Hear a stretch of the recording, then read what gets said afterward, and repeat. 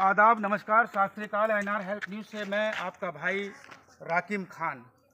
NR help news पर आप देख रहे हैं इस खबर को। एक वीडियो जो मैंने अभी चलाया था, आपने देखा था। उस वीडियो में एक परिवार है जो बेघर होने वाला है, बल्कि यूँ कहूँ कि आधा बेघर हो चुका है। अभी कुछ देर पहले धर्मपुरे के अंदर, जी हाँ, उत्तर प्रदेश के जिला रामपुर, तहसील मिलक, ग्राम धर्मपुरा के अंदर बुलडोज़र कार्रवाई हुई। और यहाँ पर आप देख रहे हैं जिस तरह से यहाँ के जो लोग बता रहे हैं, जो पीड़ित परिवार वहाँ पर मौजूद है, उन्होंने बताया है कि यहाँ पर अचानक से बुलडोज़र आया और घर पर चल गया। अभी एक कमरा जो कि प्रधानमंत्री आवास योजना से माननीय प्रधानमंत्री नरेंद्र मोदी जी ने एक कमरा इनको दिया था रहने के लिए, एक मकान दिया था जिसे प्रधानमंत्री आवास योजना का लाभ कहा जाता है। और आज वही मकान पर बुलडोज़र चलने की बारी है। आप सोचिए, आप देखिए कि किस तरह से यहाँ पर गरीब अपने मेहनत मजदूरी करके एक गरीब व्यक्ति अपने परिवार का पालन पोषण करता है और आज अचानक उसके घर पर बुलडोज़र आकर खड़ा हो जाता है।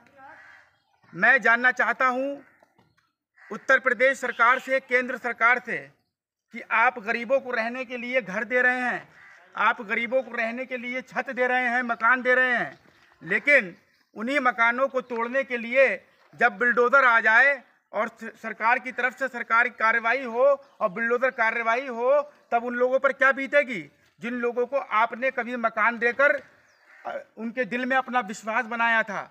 आज अगर उनसे वही मकान छीने जा रहे हैं तो उनका विश्वास टूट रहा है, उनका विश्वास सरकार से उठ रहा है।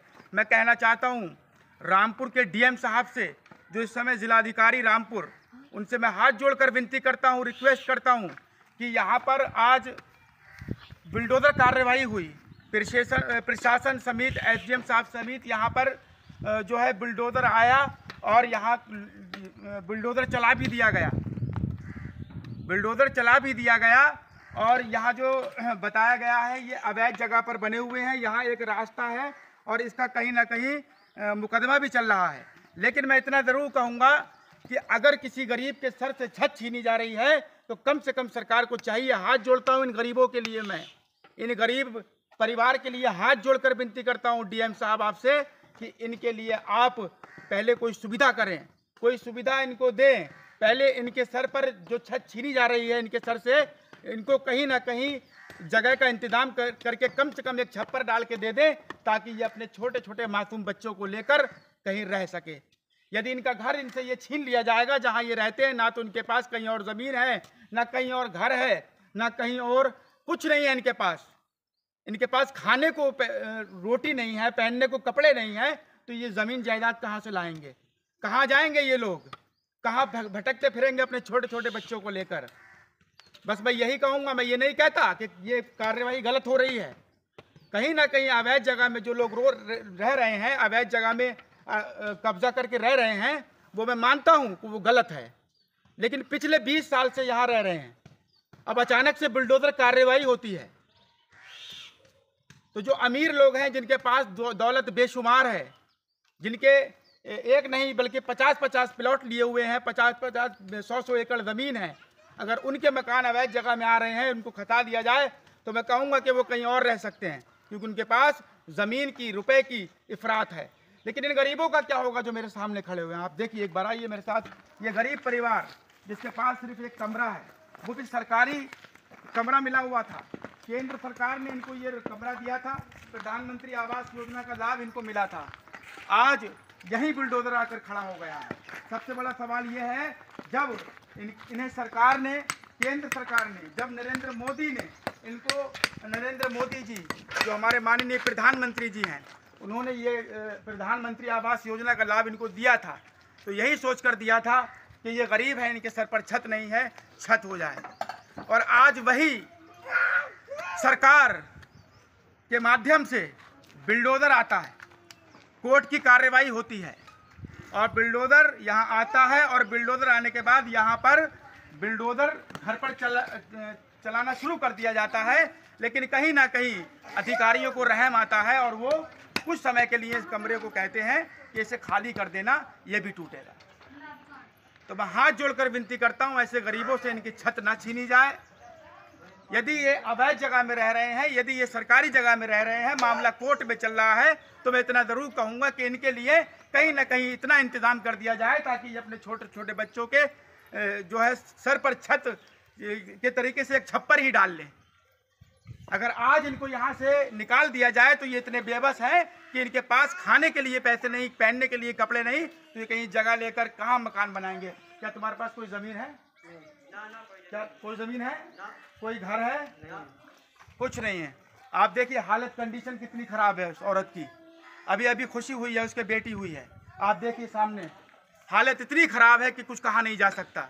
और ऐसे में अगर इनको बेघर कर दिया जाएगा तो कहाँ ये जाएंगे, कहाँ रहेंगे?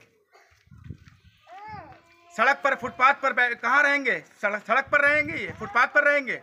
नहीं, हमारे देश की सरकार बिल्कुल ऐसा अन्याय नहीं कर सकती। हमारे देश का कानून, हमारे देश का संविधान बिल्कुल गरीबों को परेशान करने का अधिकार नहीं देता।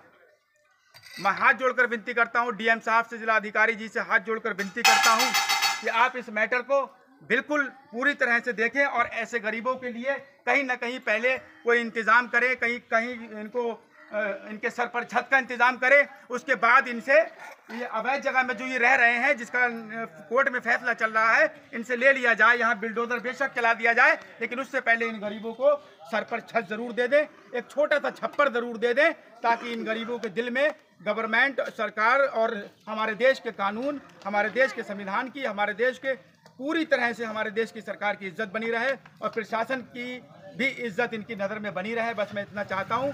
कहाँ जाएंगे ये लोग अगर इनसे इनके ये मकान छीन लिए जाएंगे? ये वही सरकारी मकान है, ये वही प्रधानमंत्री आवास योजना का लाभ इनको मिला था, जो कि माननीय मोदी जी ने इनको दिया था। आज वही मकान पर बिल्डोजर चलने की बारी है। ये परिवार रो रो कर परेशान है। बस मैं विनती करता हूँ कि ऐसे गरीब लोगों से बिल्कुल इन्हें देखा जाए और ऐसे गरीब लोगों से छत छीनने से पहले, इनके सर पर जो छत है इसको छीनने से पहले इनका इंतज़ाम कहीं किया जाए रहने के लिए, ताकि ये कहीं रहें, कहीं इनके सर पर कम से कम एक छोटी सी छत हो, ताकि छोटे छोटे मासूम बच्चे और ये जो देख रहे हैं आप सामने हमारी बहन है, इन गरीबों के लिए मैं हाथ जोड़ता हूँ सरकार से, केंद्र सरकार से, कि बुलडोजर कार्यवाही हो रही है, इसे गलत नहीं कहा जा सकता।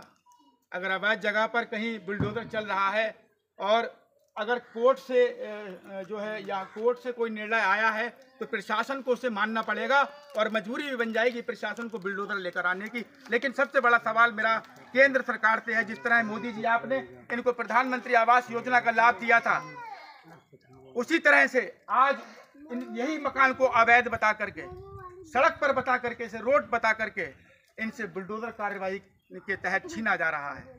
आधा जो इनका बना हुआ था घर, वो तोड़ दिया गया है, आधा तोड़ दिया जाएगा। आप सोचिए कहाँ रहेंगे ये लोग? इनके पास कुछ नहीं है। मैं हाथ जोड़कर विनती करता हूँ आपसे, केंद्र सरकार से, माननीय मोदी जी साहब से हाथ जोड़कर विनती करता हूँ कि इस परिवार को पहले रहने के लिए छप्पर दें, रहने के लिए छत दें, उसके बाद इसको तोड़ दें। लेकिन अभी अगर इन्हें बाहर छोड़ दिया जाएगा, फुटपाथ पर रहने के लिए छोड़ दिया जाएगा, बारिश का इस टाइम मौसम है, कहाँ रहेंगे ये छोटे छोटे बच्चों को ले जा करके? ये सबसे बड़ा सवाल है। मुझे उम्मीद है कि आप डीएम साहब से, मुझे सबसे ज़्यादा उम्मीद है, डीएम साहब इस मामले को आप देखेंगे और ग्राम धर्मपुरा के अंदर, तहसील मिलक के ग्राम धर्मपुरा के अंदर ये जो गरीबों के साथ यहाँ पर जो है इनके सर से छत ली जा रही है, छीनी जा रही है, इस पर कहीं ना कहीं एक्शन लेंगे और इसको पूर्ण रूप से ऊपर तक पहुँचा करके इन गरीबों के हित में, इन गरीबों के हक में कोई ऐसा काम करेंगे जिससे कि इनका भरोसा, इनका विश्वास सरकार पर बना रहे, उत्तर प्रदेश पुलिस प्रशासन पर बना रहे, केंद्र सरकार पर बना रहे और माननीय योगी आदित्यनाथ जी पर बना रहे। बहुत बहुत शुक्रिया। एक बार दिखाइए आप सब तरफ, ये जो ईंटें पड़ी हुई हैं ये इन्होंने नहीं तोड़ी हैं, बल्कि यहाँ बुलडोजर चलाया गया है। पीछे भी दिखा दीजिएगा और ये सब दिखा दीजिएगा। सब तरफ घुमा दो, सब तरफ घुमा दो, खाली मोली ये तोड़ कर डाल दिए।